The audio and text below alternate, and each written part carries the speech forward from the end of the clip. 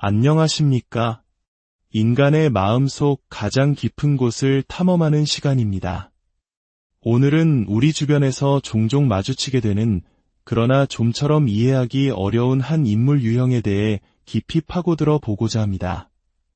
바로 나르시시스트, 즉 자기애성 성격장애를 가진 사람들입니다. 이들은 마치 다른 사람의 마음을 꿰뚫어보는 듯한 놀라운 능력을 발휘하곤 합니다. 상대방의 약점을 귀신같이 찾아내고 그것을 이용해 자신에게 유리한 상황을 만드는 데 매우 능숙하죠. 심리학에서는 이를 차가운 공감 또는 인지적 공감이라고 부릅니다. 감정적인 교감 없이 오직 머리로만 타인을 분석하고 이해하는 능력입니다. 그런데 여기서 한 가지 풀리지 않는 미스터리가 생깁니다. 이토록 타인을 날카롭게 분석하는 그들이 왜 자기 자신에게는 그 능력을 전혀 사용하지 못하는 것일까요? 왜 자신의 행동 동기나 내면의 문제에 대해서는 그토록 무지하고 돌아보려 하지 않는 것일까요? 이 심오한 질문에 대해 우리는 다양한 사람들의 목소리를 통해 그 답을 찾아보려 합니다. 지금부터 들려드릴 이야기들은 이 복잡한 인간 심리의 실타래를 푸는 여러 가지 열쇠가 될 것입니다. 이 지혜로운 여정을 시작하기에 앞서 잠시 시간을 내어 구독과 좋아요를 눌러주시면 더 많은 분들이 마음의 빛을 찾는 데 큰 힘이 됩니다. 여러분의 선한 영향력이 널리 퍼지기를 바라며 여러분의 삶에 평화와 은총이 가득하기를 기원합니다. 자, 그럼 이제 그들의 내면으로 들어가 보겠습니다. 왜 나르시시스트는 자신을 향한 성찰의 거울을 깨뜨려 버리는 걸까요? 첫 번째 가설은 그들의 자아 자체가 온전하지 않다는 데서 출발합니다. 한 의견에 따르면 나르시시스트의 문제는 아주 어린 시절 자아가 채 형성되기도 전에 받은 깊은 상처에서 비롯됩니다. 건강한 아이는 부모와의 상호작용을 통해 안정적인 자아를 형성하지만 이들은 그 과정이 단절되거나 왜곡되었습니다. 그 결과 그들의 내면에는 참조할 만한 진짜 나가 존재하지 않게 되었습니다. 마치 조각나 버린 거울처럼 자신을 비춰볼 온전한 실체가 없는 것이죠. 진정한 자아가 없기 때문에 그들은 자신의 트라우마를 마주하고 해결할 힘도 없습니다. 그들이 가진 것은 오직 생존을 위해 급조해낸 종이처럼 얇고 불안정한 거짓 자아뿐입니다. 이 거짓 자아는 다른 사람들에게는 그럴듯하게 보일지 몰라도 현실에 단단히 발을 딛고 서 있지 못한 위장막에 불과합니다. 만약 그들이 자신에게 차가운 공감의 잣대를 들이댄다면 어떻게 될까요? 그것은 스스로 자신의 유일한 버팀목인 거짓 자아를 갈기갈기 찢는 행위와 같습니다. 그 위장막을 걷어내면 그 뒤에는 텅 빈 심연만이 존재하기에 그들은 필사적으로 자기 성찰을 피하는 것입니다. 이것을 한 분은 아주 인상적인 비유로 설명했습니다. 나르시시스트는 마치 등껍질 없이 태어난 거북이와 같다고 말입니다. 수많은 정상적인 거북이들 사이에서 살아남기 위해 그는 필사적으로 등껍질처럼 보이는 무언가를 만들어 뒤집었습니다. 그 가짜 등껍질이 바로 거짓 자아입니다. 그것이 얼마나 엉성하고 약한지를 누구보다 자기 자신이 잘 알기에 절대로 그것을 들여다보거나 분석하려 하지 않는다는 것이죠. 두 번째 가설은 자기 성찰을 가로막는 강력한 방어기제에 초점을 맞춥니다. 어떤 이는 나르시시스트가 스스로를 이해하지 않으려는 이유는 그것이 자신에게 아무런 이득이 되지 않는다고 믿기 때문이라고 말합니다. 만약 그들이 자신의 진짜 모습을 마주하게 된다면 끔찍한 자기 혐오에 빠지게 될 것입니다. 이는 그들이 사회에서 무기로 사용하는 자신감과 당당함을 한순간에 무너뜨릴 수 있습니다.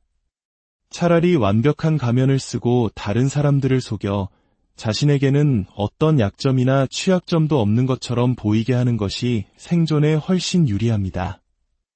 우리 문화에서 체면을 중시하는 것과도 일부 닮아 있지만 나르시시스트에게 이것은 체면의 문제를 넘어 생존 그 자체인 것입니다. 또 다른 분은 나르시시스트를 자신만의 판타지 소설 속에 사는 주인공에 비유합니다. 그들은 스스로 작가이자 서술자이며 영웅입니다. 그리고 우리 모두는 그저 그들의 이야기에 등장하는 조연일 뿐이죠. 자신이 만든 완벽한 이야기 속에서 사는데 굳이 현실의 자신을 돌아볼 필요가 있겠습니까? 자기인식은 그들의 판타지를 위협하는 가장 위험한 요소일 뿐입니다. 이러한 인지적 맹점은 아주 흥미로운 비유로도 설명됩니다. 자신을 자동차 정비사에 비유한 한 분의 이야기입니다. 고장난 자동차를 수리할 때 가장 먼저 하는 일은 전체 시스템을 넓게 보고 문제의 원인이 어디에 있는지 파악하는 것입니다.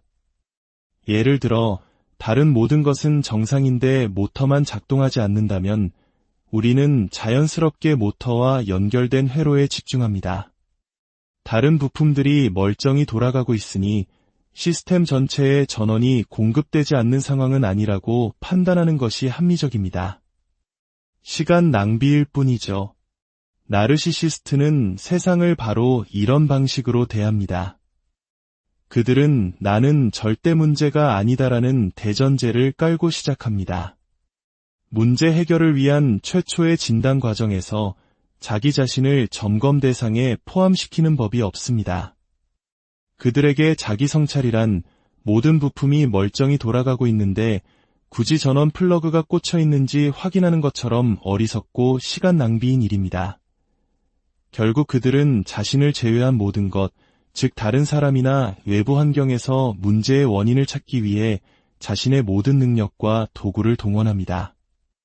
실제로는 시스템 전체에 전원이 공급되지 않는 것이 문제의 본질임에도 불구하고 말입니다. 세 번째 가설은 그들이 마주하기를 두려워하는 내면의 공허함과 수치심입니다. 한 의견에 따르면 나르시시스트의 내면은 텅 빈 그릇과 같습니다. 그들은 타인을 조종하기 위한 도구로 차가운 공감을 사용하지만 정작 자기 자신의 감정은 느끼지 못합니다. 이것이 그들이 그토록 잔인한 행동을 하고도 죄책감이나 수치심을 느끼지 못하는 이유입니다. 왜 그들의 내면은 이토록 죽어 있을까요? 그 원인은 종종 죽은 어머니로부터 사랑받지 못한 경험으로 거슬러 올라갑니다. 여기서 죽은 어머니란 감정적으로 교감하지 못하고 아기의 감정을 비춰주지 못하는 양육자를 의미합니다. 아기는 자신의 감정이 어떻게 처리되어야 할지 배우지 못하고 생존에 불필요하다고 여겨 폐기해버립니다. 자신의 감정을 인식하지 못하는 이 무감각함이 대를 이어 전수되는 것입니다. 이처럼 자기 내면을 들여다보는 것은 어린 시절 외면당했던 고통스러운 감정의 저장고를 여는 것과 같습니다.